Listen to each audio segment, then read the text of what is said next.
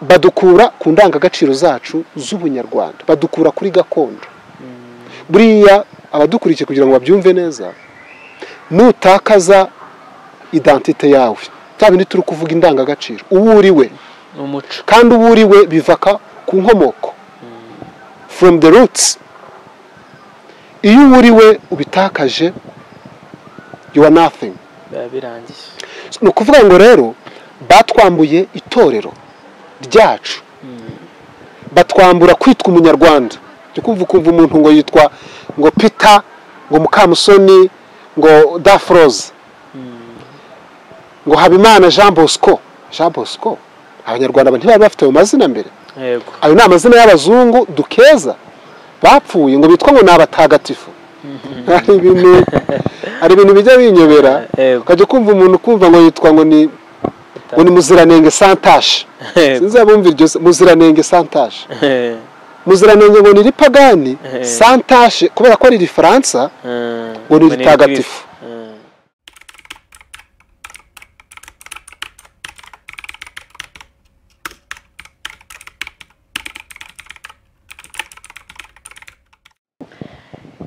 Hold up, nizere ko umeze fresh, nizere ko umeze bound, uri kumva kuri microphone, akaba ari MC Library yanzu y'ibitabo hirya no hino. Rero hose ndahababiriye, nababwiye ko entertainment zajya bagiramo, politique nkabagiramo, ahantu hose nkabagiramo. Hano rero ni kuri King Rwanda TV, nizere ko umeze bound kuri wowe wese mwakomeje gukana subscribe ndetse n'urukundo rwanyu mukomeje kugera mutugaragariza, narwo turarukunda cyane kandi turanabubaha. Respect and shout out. Nkuko rero muri kubyumva ndetse nkuko muri kubibona hano kuri King Rwanda TV, bazaniye sinzi uko namuvuga, gusa naraza kuza kutubwira ibintu byinshi, mbabwira ngo nuze kugira ikindi kiganiro ureba utabanje kureba iki kiganiro cyacu, like, share, comment, subscribe, ubundi dukomeje tubane mu bintu byinshi cyane bigiye bitandukanye. Nkuko rero nabibabwiye muri no minsi, cyase nkuko wenda twabivuga, u Rwanda rw'ubu ngubu hari aho rwavuye, hari aho rurimo ruragera. Ese ni uruhe ruhare rw'abakoloni mu gusenya umuco n'indangagaciro by'abanyarwanda? Ni izihe ngaruka byagize ku iterambere ry'u Rwanda ndetse no muri Afurika muri rusange? Murakoze cyane. Yego. Muraza kumbabarira, ntabwo ndi bwibande muri Afurika cyane, ndaza kugaruka mu Rwanda nk'igihugu cyacu. Indangagaciro n'umuco by'abanyarwanda, yego, hari uruhare rukomeye cyane abakoloni bagize mu gusenya cyangwa se mu kwangiriza umuco n'indangagaciro by'abanyarwanda. Yego. Biraza gutuma nsubira mu mateka. Ubundi abazungu baza mu Rwanda, kugira ngo turabiza, abazungu baje mu Rwanda baje mu mwaka w'1894. Yego. Ubwo nta wundi ni von Gotzen, ubita Adolf von Gotzen, waje mu Rwanda mu mwaka w'1894. Yaje aturutse Tanzania. Icyo gihe nagira ngo kugira ngo bisobanuke, icyo gihe hari icyo bita German East Africa, byari ibihugu byari bikolonijwe n'Ubudage, harimo Tanzania, Uburundi ndetse na some parts of Mozambique. U Rwanda rero rwaje kuba official, rwaje kwinjiramo mu mwaka w'1897 nibwo rwinjiye mu bihugu byari under colony y'Abadage. Yego. Von Gotzen yinjira mu Rwanda ntabwo yinjiye wenyine, yinjiranye n'abasirikare. Yego. Yinjirana n'aba African Guides, abagide, yinjirana n'aba translators bamufashaga gusemura. Yego. Bageze mu Rwanda, basanze icyo gihe u Rwanda ari igihugu ntajegajega. Yego. Mu buryo bwo butatu. Haje muri political structure y'u Rwanda, social organization, basanga u Rwanda very tightened. Ntibishoboka. Kuko urumva umuntu winjiye mu gihugu afite abasirikare bafite imbunda, byanga bikunda abari probability nyinshi ko uwo muntu ari burwane. Baje basanga igihugu cyacu gifite icyo nakwita nka centralized monarchy, cyangwa se ubuyobozi buhamye umwami ariwe uri on top yego n'abandi ba local governors ariko umwami ariwe decisive ari ufata umwanzuro yego ariwe decision maker sorry basanga ntabwo bizakunda cyo bakoze ba creating the diplomatic relations yego n'ubwami ko basanze Mutara Ruda Musinga wa gatatu Yuhi batangira kumwinjira gake gake batangira kumushukisha ama gift kugira ngo murabyumva kenshi yego yego batangaga gift harimo imbunda harimo imyenda n'inzoga nawe wumva izo gift batangaga bigahabwa bande byahabwaga umwami kurumva abanyarwanda kera twambaraga impuzu twambaraga n'ubundi bwoko ariko bukozwe mu mpu no mu biti urumva imyenda imbunda baje babishukisha umwami yego si nicyo gusa ahubwo banahaye umwami protection yego byageze ku rwego umwami atangira kurindwa n'abasirikare b'abadage b'abakoroni yego b'abadage muri icyo gihe umwami aratoneshwa afatwa neza ahabwa iyo erayiti tutsi erayiti ngira ngo wenda ndaza kugaruka no ku moko gatoya ngira ngo muzi classe economique z'abanyarwanda abatutsi n'abatwa izo zari classe zishingiye ku bukungu abanyarwanda babaga mu byiciro nk'uko uyu munsi tuvuga ubudehe ariko abakoroni binjira mu gihugu basanze ubumwe bw'abanyarwanda bugoye kubusenya kuko uko imibereho y'abanyarwanda yari yubakitse muri sosiyete byari bigoye kuko abanyarwanda bashyiraga hamwe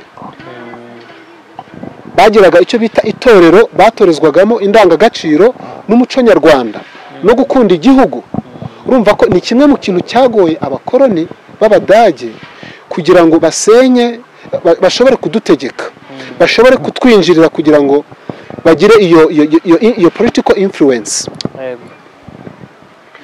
hagati aho rero ni ukuvuga ngo umwami batangiye kumukoresha arabangira kugira ngo mujye mwumva amateka ya Musinga hari abami bagiye babyanga yarabyanze bamusabye kubatizwa ndaza kugaruka ku kintu cy'iyobokamana iyobokamana rifite uruhare rukomeye mu gusenya ubumwe bw'abanyarwanda wenda abadukurikiye ntibaze kunyumva nabi ngo bumve ko ari undi antikristo ariko ikintu bita iyobokamana byagize uruhare rukomeye mu gusenya ubumwe bw'abanyarwanda ubwo icyo tuze kugihuza na za ndangagaciro kuko mu ndangagaciro n'umuco w'abanyarwanda harimo ubumwe abanyarwanda bari bamwe ariko kubera ko abadage abakoroni bashakaga kudutegeka ndetse bakadukoresha muri colonial interest mu nyungu zabo ntabwo byari bukunde bwa bumwe buhari ya ndangagaciro y'ubumwe ihari ntabwo byari bukunde kwa gukunda igihugu guhari bakoresheje tumaye possible badutandukanya bifashishije cya kindi twita amoko uretse ko abadage batatinze kugira ngo uruhare runini ruri buze kugaragara ni urw'ababirigi kuko abadage baje kwamburwa muri First World War baje kwamburwa icyo bita League of Nations mandate baje kwamburwa ibihugu bakolonizaga kubera kudifitinga muri First World War cyase nyuma yo gutsindwa intambara ya mbere y'isi nyuma yaho rero ngo dakeka abadage batwaye kuva mu 1897 officially gukomeza kugeza mu 1916 niho barekuye basimbuwe n'ababirigi ko ababirigi n'abongereza nibo bahise basa naho bahawe ibihugu byakolonizwaga n'abadage yego icyo gihe rero bakoresheje politiki ya divise pour régner divide and rule babonye bitoroshye pfa gutandukanya abanyarwanda. Icyambere ntibashoboraga kurwana ngo baze barwana, kuko iyo baza kuza barwana bica umwami cyangwa bafightinga barwana, ni ukuvuga ngo icyo gihe hari kuba rebellions and resistance, abanyarwanda bakirwanaho bigasa naho bibaye intambara kandi bikabagora. Niyo mpamvu bakoresheje iyo diplomatic relations bakazana iyo Christianity. Ubundi abadage bo binjira mu Rwanda nta nubwo bigeze babo, ubundi bari abaprotesta. Yego. Gusa baza kwemerera ababirigi abo bita Catholic missionaries cyangwa se abo bita White Fathers kuza gukorera mu Rwanda, introducinga Catholic mu Rwanda. Ni ukuvuga ngo Catholic yari ifite missions zikurikira. Yego. Iya mbere yari to influence,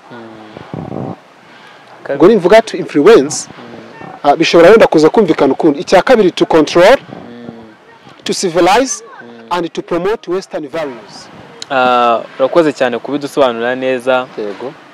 Abakoloni bateje ikintu kitari cyiza mu banyarwanda. Ese izo mbega navuga ngo urwo ruhare rw'abakoloni ni izihe ngaruka mbi cyateye ku Rwanda ndetse no ku banyarwanda muri rusange? Ingaruka zirahari.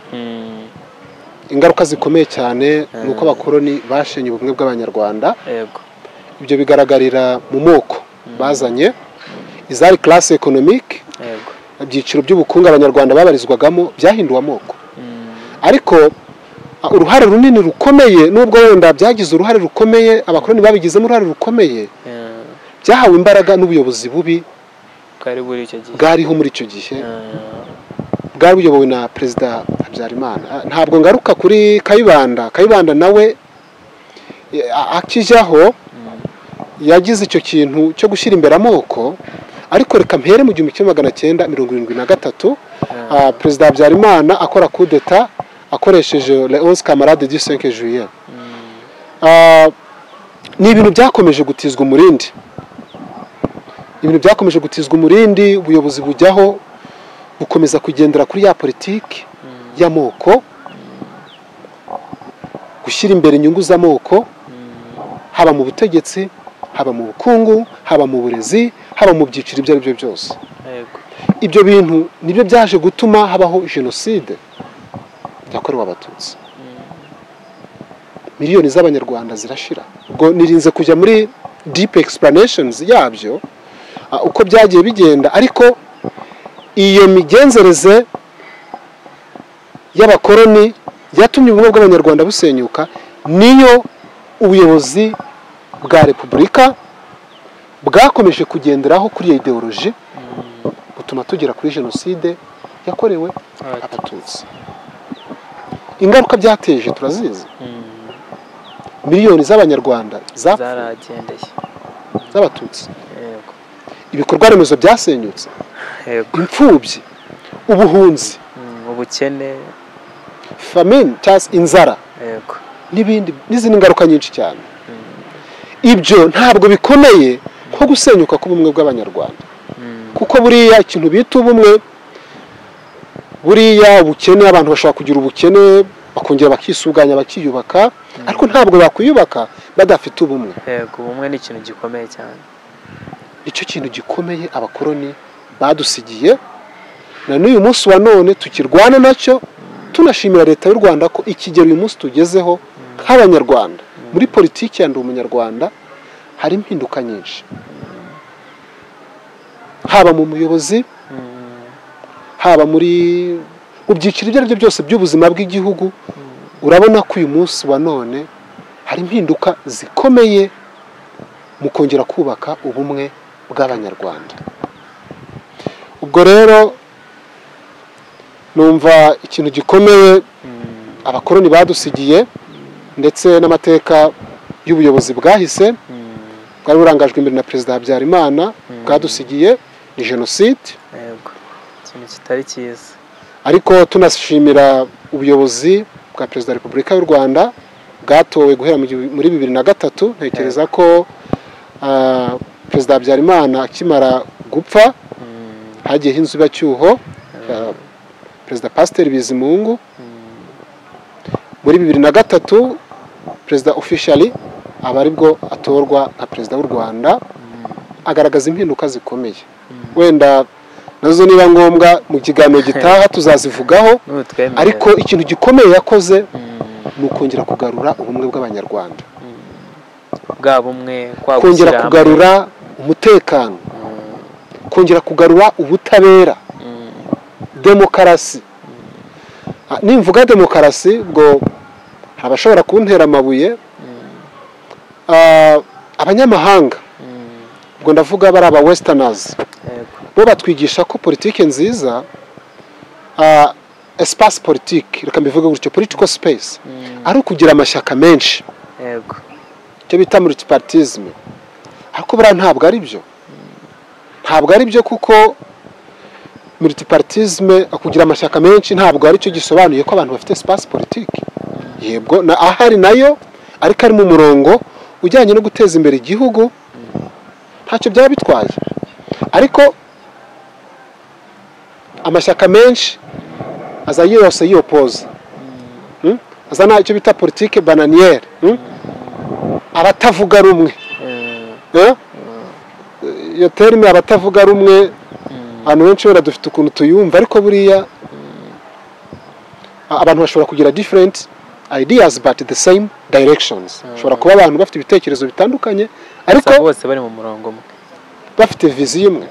Ese tukiraho ngaho wenda akantu gato nakubaza, yego, kuba igihugu cyaba gifite ayo mashyaka menshi, yego, cyangwa se nk'igihugu cyaba gifite amashyaka make, yego, uraza kudusobanurira aho ngaho ibyiza by'uko igihugu cyaba gifite ayo mashyaka menshi, cyangwa se ibibi by'uko igihugu cyaba gifite amashyaka menshi? Urakoze. Ntabwo kuvuga ngo igihugu gifite espace politique, ntabwo bigaragazwa no kugira amashyaka menshi cyangwa se kugira amashyaka make. Kuko icya mbere ashobora kuba ari amashyaka menshi, ariko mu by'ukuri nta musaruro atanga. Ntabwo ikiba kigamijwe kuvuga ngo hari amashyaka menshi, tujya tuvuga mu Kinyarwanda ngo uburo bwinshi bubishya umusururu. Ntabwo kuba dufite amashyaka menshi ari hararunze hariya aribyo bisobanuye ko dufite ubwisanzure muri politike. Ahubwo ikintu kiba kirangajwe imbere, igikenewe ni uko umuntu wese ushinga ishyaka rya politike aba afite porogaramu politike, aba afite ibyo ateganya kuzakorera abaturage. Iyo tuva kuzakora abaturage ni muri politike, ni mu bukungu, ni muri social, mu mibereho myiza y'abaturage. Ntabwo kuvuga ngo ari espace politique, ari amashyaka menshi aribyo bisobanuye ko icyo gihugu gifite demokarasi. Ahubwo demokarasi igaragazwa igihe abantu bavuze ibitagenda neza, ubuyobozi buriho bukabumva, bakajya inama, ibintu bikarushaho kugenda neza. Ubuyobozi bugashyirwaho n'abaturage, bugakurwaho n'abaturage, abaturage bakaba involved mu byemezo bibafatirwa, mu bibakorerwa, n'ibyo ngibyo. Numva rero ko kuvanga amashyaka menshi, iby'amashyaka menshi yakoze mu Rwanda turabizi, ariko bwari uburyo, yari tactique, cyari igikoresho cy'abakoloni kugira ngo bajagaraze abanyarwanda. Wasangaga bari muri MDR, aba bari muri MRND, aba bari muri PR, aba bari muri PSD, aba bari ahangaha. Igihugu gikwira amashyaka gusa. Urumva ko abo bantu, kandi ugasanga buri shyaka rifite propaganda yaryo, rimwe na rimwe ugasanga si n'umurongo ujyanye mu kuzuzanya ngo bashyire hamwe, ahubwo abangaba twe turi parime hutu, twe turareba rubanda nyamwinshi, twebwe turareba inyungu z'aba ngaba, twe turaba mu majyaruguru, twe turaba Nyenduga, twe turaha. Ugasanga ni politiki, ni espace ariko y'amatiku, ibintu bitari constructive, bitubaka abanyarwanda. So nkumva ko rero nta kitarakozwe mu Rwanda kugira ngo ibyo byose byasenyutse, haba ubumwe bw'abanyarwanda, haba iyo space politique, haba iyo justice, haba n'ibindi byose ngo bigerweho. Aca umugani mu Kinyarwanda ngo ubuze icyo atuka inka aravuga ngo dore igicebe cyayo. Ariko uyu munsi u Rwanda ni igihugu gishimirwa ku ruhando mpuzamahanga nk'igihugu gifite imiyoborere myiza iterambere ryiza ku rwego mpuzamahanga. hari abantu benshi njya mbona b'abanyamahanga mu bihugu Tanzania nigeze gutembererayo n'ibindi bihugu abandi bajayo hari ibihugu ujyamo ugasanga mu mahoteli menshi n'ahandi hari portrait, hari amafoto ya His Excellency.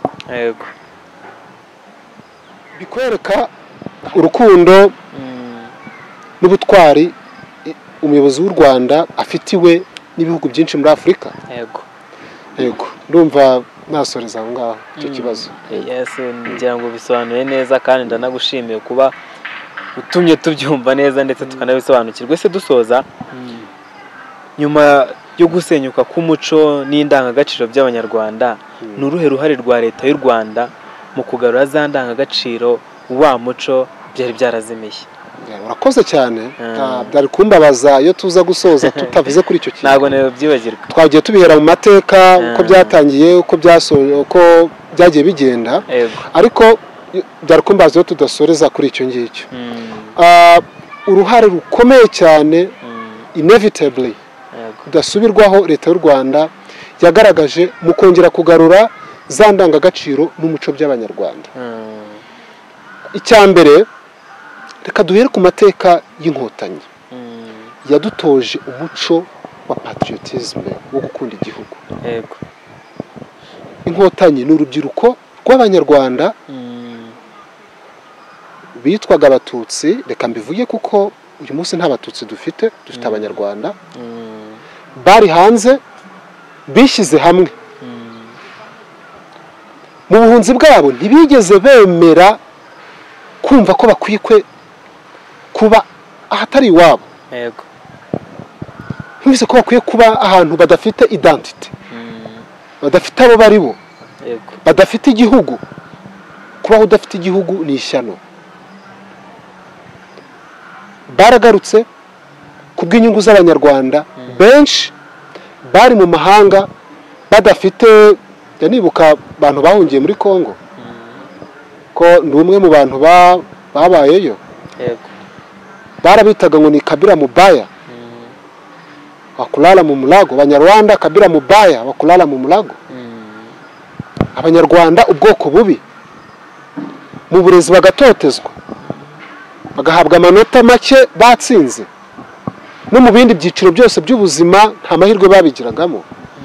Ibyo bikwereka ubuzima bubi babayemo, ariko ntibyigeze bituma batezuka mu kumva ko bakwiye gusubira mu gihugu cyabo, kandi bagapfira imbaga nyamwinshi kugira ngo basubirane igihugu cyababyaye.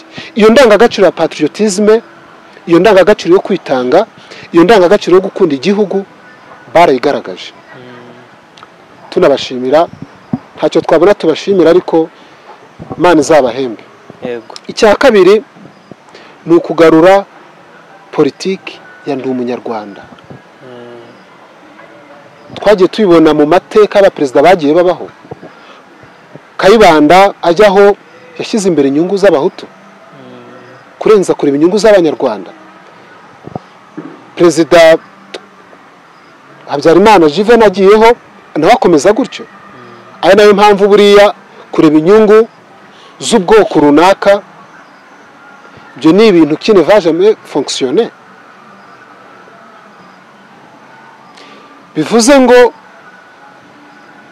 politiki ya ndi umunyarwanda Perezida Kagame yazanye nicyo cyonyine cyari igisubizo cyo gutuma abanyarwanda bongera gushyira hamwe, cyo gutuma abanyarwanda bongera gukora, cyo gutuma abanyarwanda bagira umutekano, cyo gutuma abanyarwanda bagarura urukundo, cyo gutuma abanyarwanda bongera kwibona nk'abanyarwanda kurenza kwibona nk'abahutu cyangwa abatutsi cyangwa abatwa. N'iri terambere uyu munsi dufite, n'aya mahoro dufite, n'uyu mutekano dufite, tubikesha politiki ya ndi umunyarwanda, tubikesha ubutabera, ubumwe. Iricyo nirwo ruhare rukomeye leta y'u Rwanda yagize mu kongera kubaka ubumwe bw'abanyarwanda n'indangagaciro. Icya kabiri ni gahunda zitandukanye zaba zijyanye na gahunda z'iterambere n'ibindi bikorwa byinshi bitandukanye leta yagiye ishyiraho icyo twita inclusive development, iterambere ridaheza ritareba ubwoko runaka. Buriya iyo usubiye mu mateka y'ubukoroni kugira ngo abanyarwanda abahutu n'abatutsi bongere gusubiranamo ni uko habaho ikintu cya favoritisme cyo gutonesha. Nyuma yaho bamwe bakavuga bati ariko abantu tubica tukabakuraho biriya bintu turaza kubibona, buriya ubutegetsi turabufata, inka zabo tuzitware, amasambu yabo tuyatware. Ariko uyu munsi buri munyarwanda wese afite uburenganzira, haba muri politiki, mu rwego rwa politiki nta munyarwanda uhejwe uwo ari we wese, haba mu bukungu nta munyarwanda wese wari uhejwe. Ntekereza ko uyu munsi nta wemerewe gutunga inka ngo uyu ni wemerewe gutunga inka, uriya ntayemerewe, uyu ni wemerewe kuba meya, uriya ntiyemerewe kuba meya. Ibyiciro byose by'ubuzima, haba muri politiki, haba mu bukungu, haba mu iterambere muri rusange ry'abanyarwanda, ibyiciro byose bibarizwamo. Icyo nicyo kintu cyonyine gitumye u Rwanda tugira isura uyu munsi dufite. Hari politiki nziza His Excellency yigeze gukoresha yiyamamaza ngo umunyarwanda ni don't touch. Ntabwo ariko kera byahoze, ntabwo umunyarwanda kera ari don't touch. Umunyarwanda kera yajyaga hanze bakamubonamo umujenosideri, ko ntibari bazi kureba ngo uriya ni umuhutu, uriya ni umututsi. Bakamubonamo umugome, abantu bamubona bakamuhunga, that's Rwandan, is a genocidaire. Ariko uyu munsi umunyarwanda don't touch. Ujya hanze, this man is from Kagame, he's from Rwanda. Wow. So that shows how proud we are of being Rwandan. Kugira ngo tugire ishema ryo kuba abanyarwanda nuko twubatse igihugu gishingiye ku bumwe, tukageraho uyu munsi tugeze aho dutewe ishema no kwitwa abanyarwanda. Bwa bumwe, bwa budaheranwa, resilience, nibyo byatumye tuba abo turi bo. Numva ni byinshi navuga ku mpinduka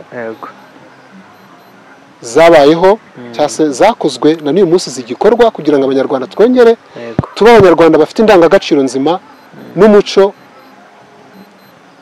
ukwiye. Ni byinshi navuga, reka nsoreze aha ngaha. Murakoze.